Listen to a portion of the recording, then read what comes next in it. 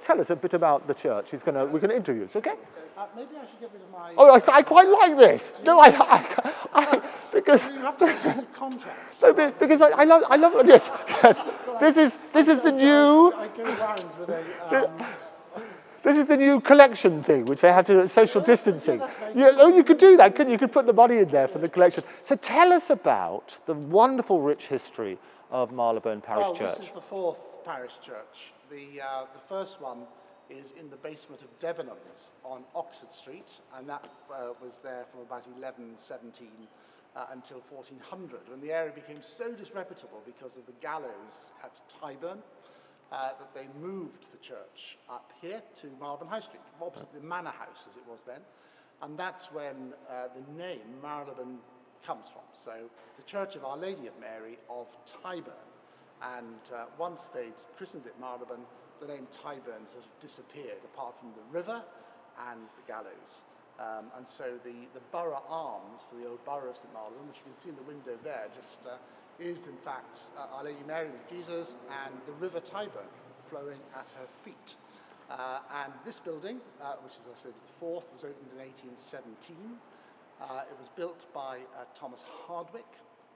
It was meant to be in what is now Park Crescent, which was going to be a circle of buildings. And the king had a bit of a tiff with Lord Newcastle and ran out of money, well, the Prince Regent, as he was then. And so that design, which was going to have a dome bigger than St Paul's, built by William Chambers, went by the wayside, and this was opened instead. And John Nash then had to redesign the whole of his entrance into Regent's Park to frame this building, which of course it now does with a wonderful York Gate that leads to it. So we've celebrated our 900th anniversary as a parish, our 200th anniversary of this building. We have an extraordinary organ that was put in 1987, which is usually used every day by the students of the Royal Academy of Music, but in these COVID-shaped times, that's not possible. We have two schools, so behind us here, the St Marylebone School, which has been going for 230 years. 1,200 students, not quite as many at the moment, as we gear back up towards September. And then 6 years ago, we opened the only church special school in the country, which is called the St Marylebone Bridge School. No room in Marylebone to put it, so it's in Queen's Park. And we should have been cutting the ground for a new building, in fact, this last week. But again, COVID has prevented a lot of things, hasn't it? And you've had a lot of famous residents in Marylebone. Charles Dickens. Charles Dickens lived next door.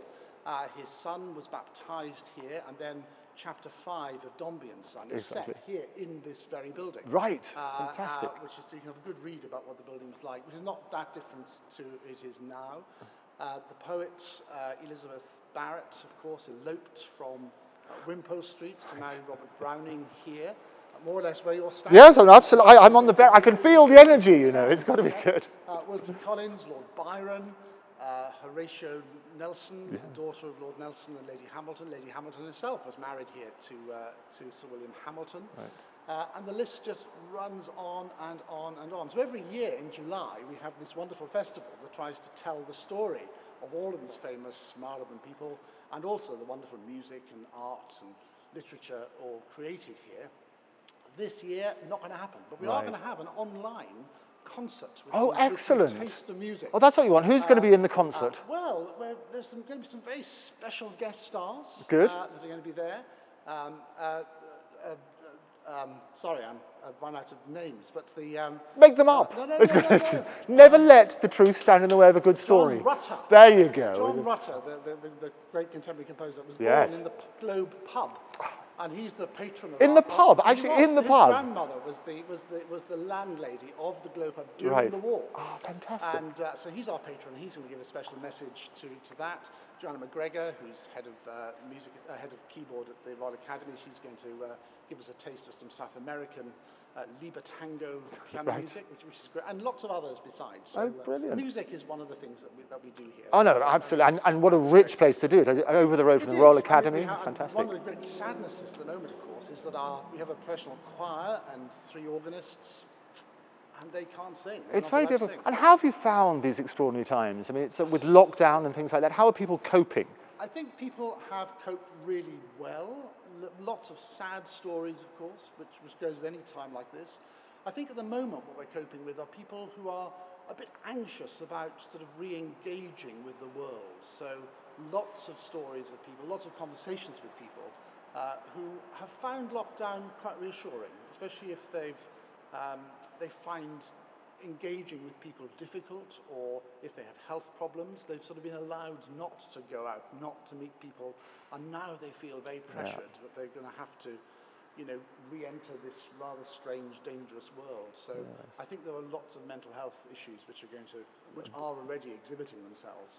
And one of the things we do here, we employ 3 psychiatrists and 20-odd analytical psychotherapists that usually work from the crypt. They're all doing it by Zoom at the moment, but picking up that sort of mental health burden, which is now lots of people are finding is going to be hard. It's a massive strain, isn't it? And the other thing that's happening, obviously, we're easing off the restrictions. People are coming back to worship. What measures have you put in place? Well, you will see that every pew is labelled a do sit or don't sit. Right.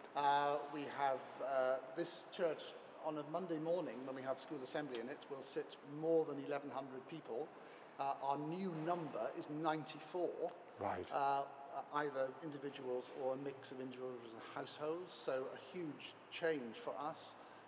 People will be booked in when they arrive. They will have to sit, they won't stand, they can't sing. We've taken out all the hymn books, all the orders of service. They will now be projected onto these screens that are above us. Like many places, we've gone online during the last 4 months, and we will keep on. In fact, the conversation we were having as you arrived was whether we should invest in a live streaming box or whether we will keep on recording and then uploading.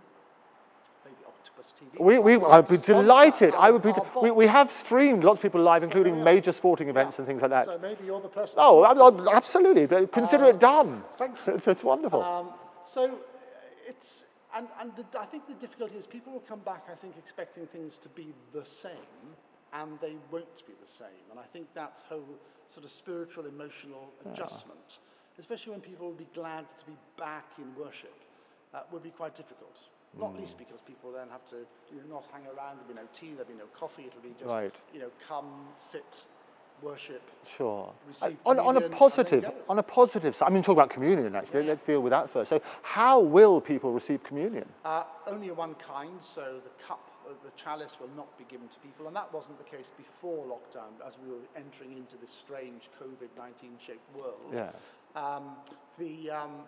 The hosts will be taken out to the ciborium, the receptacle for the bread, with a pair of tongs.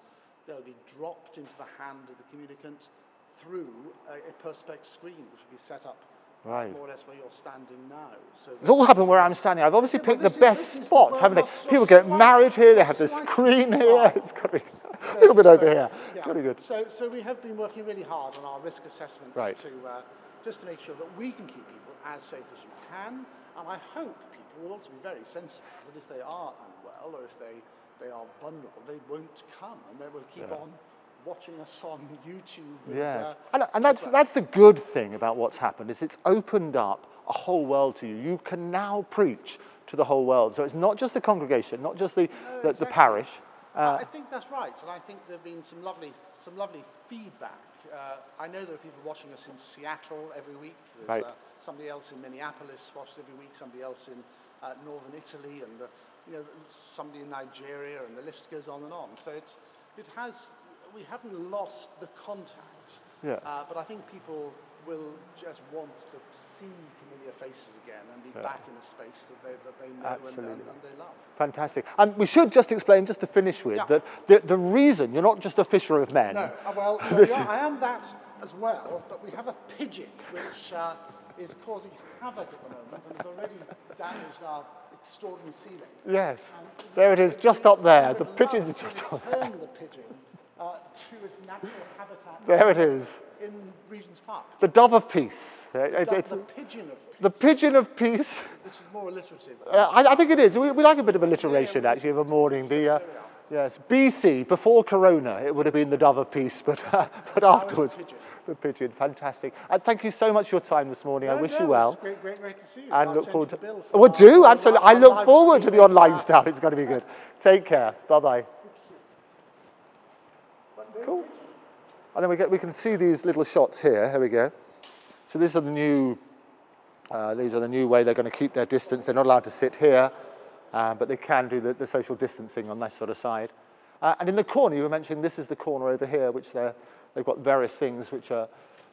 So William Henry White, dating back to 1849. No, I was showing you over here just because of the... Yes, and this is the tie bar. Yes. Yes.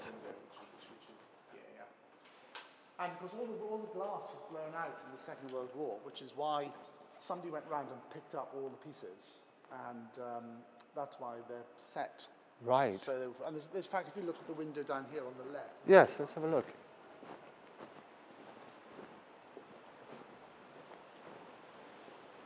This one here, you can see that. Yes. It just tells you why the windows are as they are. So a lot of the blown out. How old is the original glass? Well, it's a very good question. Some of it is from 1813, and other bits were from 1883, when the church had a sort of bit of a makeover. And it's impossible to read what they look like. And we can't find any photographs or images of the windows before they're blown out, which is a great shame. And the chandeliers, because they're glorious as The well. chandeliers came from St Marylebone Town Hall. Right. When they were taken out, ready to be thrown away, when they put in a suspended ceiling Really? and fluorescent tube lighting. So these were their cast-offs. Your prayers were answered. I mean, except that they cost a lot of money to maintain them. I was going to say, inspect them and so on. But how do you clean them, mate? they're lowered on. We have two great winches in the ceiling, and they get They get lowered to the ground. Always reminds me of that episode of Only Fools and Horses. You're not the only one to mention. Absolutely. And remind me about the organ over here. Let's have a look at this, Corrado. Here we are. Talk to me about the organ. So the organ was put in 1987, and it was built by Riga Orgelbau in Austria. It's one of three great instruments that they've built in the UK. This was the first.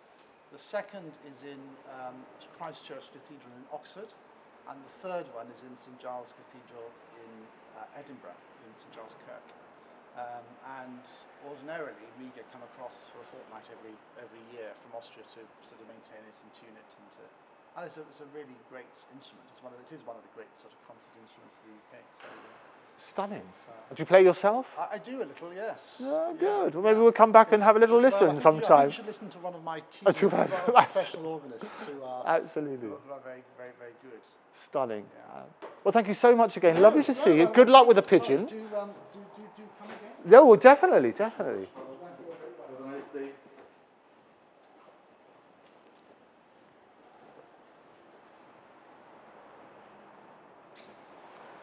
Wanted two shots of other things. We've got Charles Wesley. Oh yes, let's have Charles. Let's come over here. There's Charles Wesley over here. Yes, tell us about Charles Wesley here. So Charles Wesley is buried in the churchyard. There we go.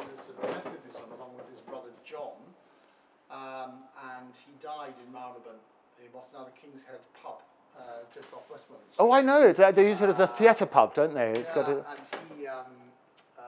when he died, he sent for the rector of St Marylebone and said, "Sir, I die as I have lived, a priest of the Church of England. Pray bury me in your churchyard."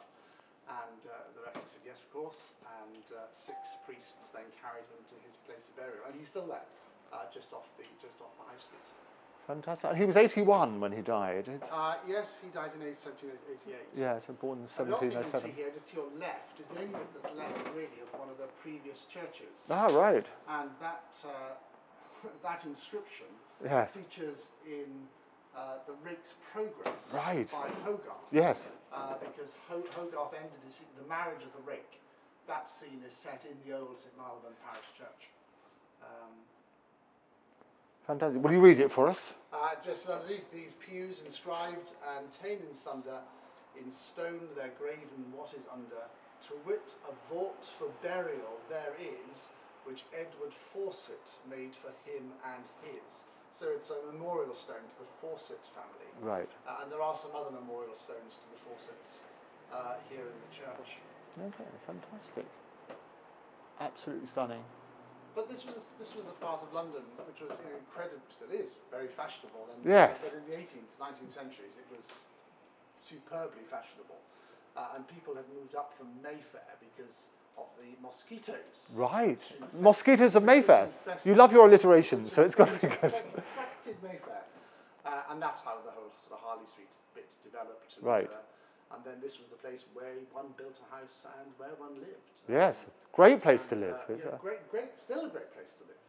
I'll take you into the Browning room. Oh, yes, please. Let's go and have a look. There's some more nice plaques in there. Thank you. Robert and Elizabeth.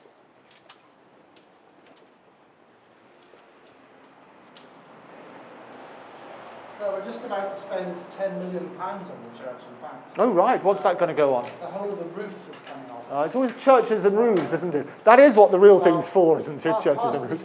Partly because of the Luftwaffe. Oh, right. And some bad repairs that were done.